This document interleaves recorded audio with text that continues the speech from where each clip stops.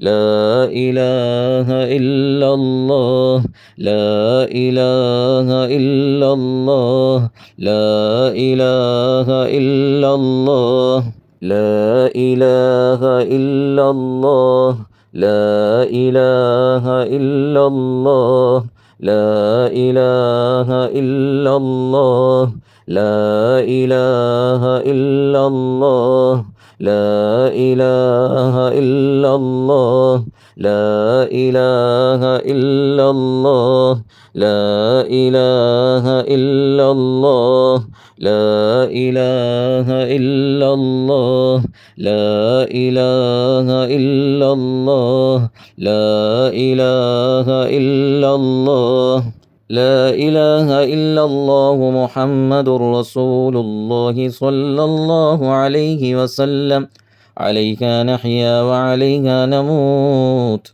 وعليها نبعث إن شاء الله. بسم الله الرحمن الرحيم. ياسين والقرآن الحكيم إنك لمن المرسلين على صراط مستقيم تنزيل العزيز الرحيم لتنذر قوما ما أنذر آباؤهم فهم غافلون لقد حق القول على أكثرهم فهم لا يؤمنون إنا جعلنا في أعناقهم أغلالا فهي إلى الأذقان فهم مقمحون وجعلنا من بين أيديهم سدا ومن خلفهم سدا فأغشيناهم فهم لا يبصرون وسواء عليهم أأنذرتهم أم لم تنذرهم لا يؤمنون إنما تنذر من اتبع الذكر وخشي الرحمن بالغيب فبشره بمغفرة وأجر كريم إنا نحن نحيي الموتى ونكتب ما قدموا وآثارهم وكل شيء نحصيناه في إمام